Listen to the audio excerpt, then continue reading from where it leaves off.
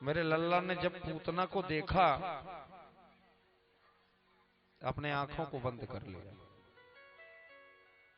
प्रभु ने क्या किया? तो अपने आंखों को बंद कर लिया।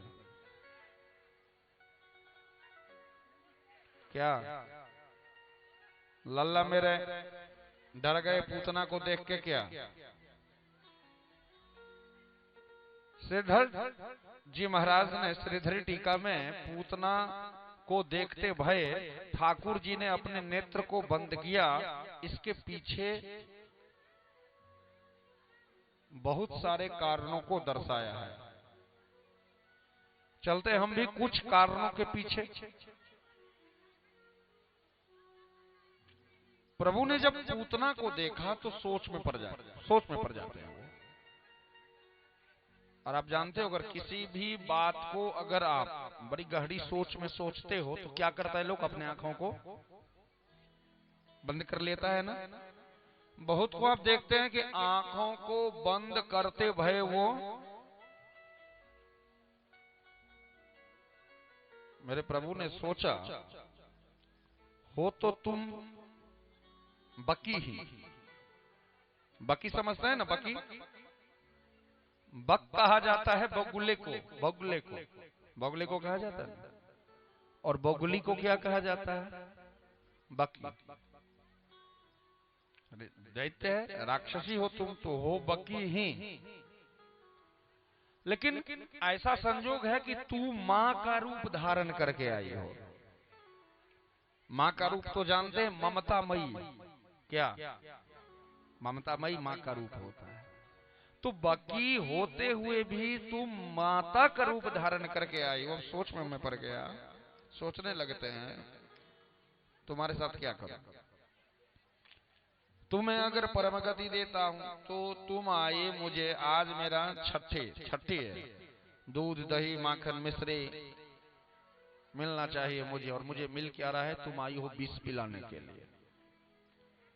तो अगर मैं तुझे उत्तम गति दूं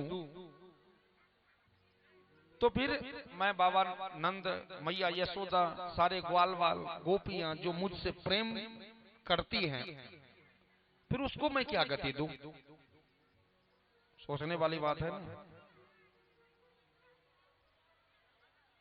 सोचने लगते हैं। कहते हैं कि प्रभु ने आंख बंद करने का, नेत्र बंद करने का एक कारण ये भी है कि प्रभु ने सोचा कि मैं अगर अपने आंख को खुला हुआ छोड़ दूं और पूतना के आंख से अगर हमारी आंख लड़ गई तो हो सकती है या तो वो मायावी है और हम कौन है? मायापति हैं। ठाकुर कौन है? तो मायापति। और पूतना कौन है? तो मायावती है ना। माया नहीं, मायावती। तो अगर मेरे आंखों से उसका आंख लड़ गया तो मायापति के सामने उस मायावी राक्षसी की क्या चल सकती है? ना चलेगी, डर के भाग जाएगी। तो डर के अगर भाग गई तो मैंने इसे वचन जो दिया था कि मैं तेरा दूध पीऊंगा, उसका क्या होगा? मैं झूठा हो जाऊंगा।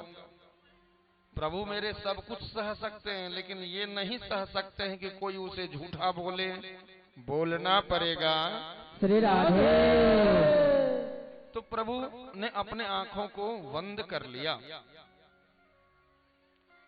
प्रभु के को नेत्र बंद करने का एक कारण ये भी है,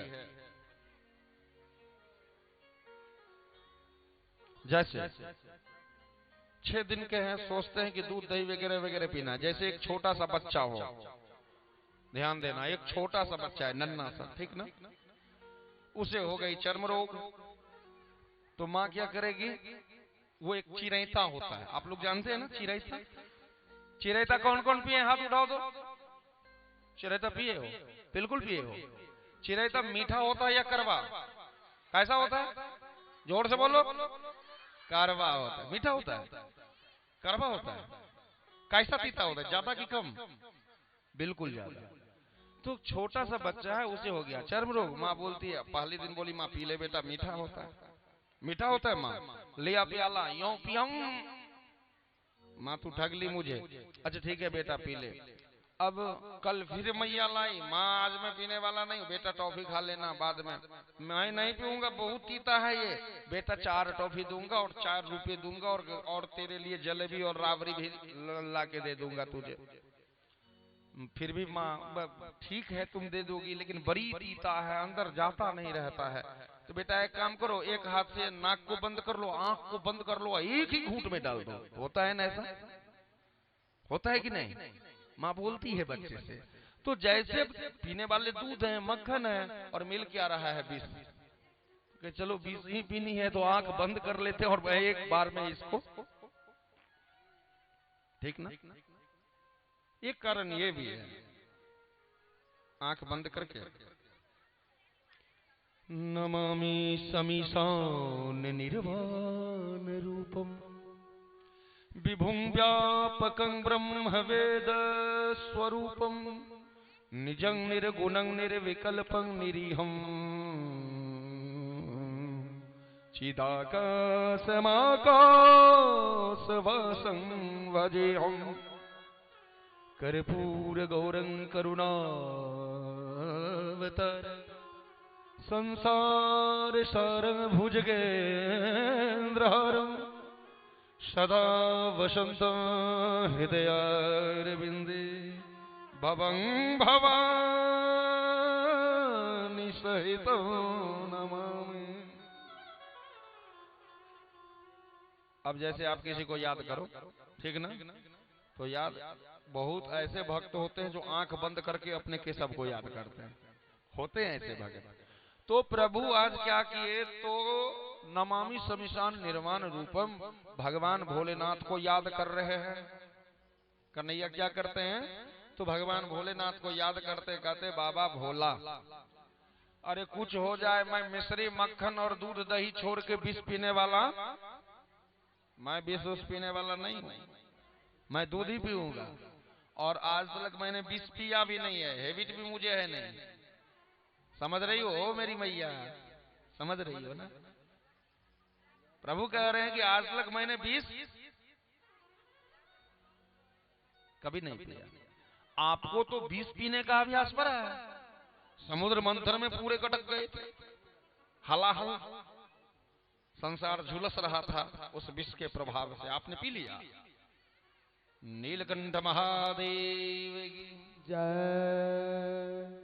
जो आपका काम है आप ही करो जी, तो अच्छा रहेगा। आ जाओ विष पीने के लिए, और मैं पीऊंगा दूध। प्रभु ने अपने आंखों को बंद कर लिया। महाराज ने कहा कि हे प्रभु, आप कह रहे हो कि परमात्मा ने सोचा कि मैंने इसे पूर्व जन्म में वचन दिया था दूध पीने को। आखिर ये क्या कंडीशन है? पूर्व जन्म में पूतना क्या थी, कब भगवान ने वचन दिया था? तो आज श्री सुखदेव जी ने कहा कि हे महाराज परीक्षित, जरा ध्यान लगा के सुनना। जब महाराज बलि, आप लोगों ने सुना था बलि का प्रसंग सुना था ना? तो जब भगवान वामन आए थे, तो भगवान वामन जब महाराज बलि के यज्ञशाला में पहुंचे हुए थे, तो महाराज बलि की पुत्री थी जिसका नाम था रत्नमाला। रत्नमाला। तो रत्नमाला ने जब देखा मेरे ठाकुर को, तो मन में आता है कि हे गोविंद, अगर मुझे भी ऐसा पुत्र होता ना तो मैं उसे दूध पिलाती। ध्यान देना, आप बोल के कहो या मन ही मन कहो ना, वो घट घट व्यापी है मेरे ठाकुर, सबके मन की बात को समझते हैं। तो क्या पूतना की बात छुपी रहेगी? रत्नमाला की बात छुपीगी क्या? तो आज भगवान ने कहा कि हे देवी, अभी तो नहीं, अभी तो संभव नहीं है आपका दूध पीना, लेकिन फिर कभी मैं जरूर आपके वचन को पूरा करूंगा। और ठाकुर ने आज इसी वचन के पूरा करने के लिए पूतना का दाएं बाएं देखती, पूतना गोद में, और फिर लगाती है। देखो, पूतना के दूध के साथ प्राण को पान करते हुए प्रभु ने शिक्षा दिया जीवों को, जो आपके साथ छल कर रहा हो। साधारण जीव की बात है। पूतना ने क्या किया? तो छल से आई थी। डायरेक्ट लड़ने के लिए आई थी क्या?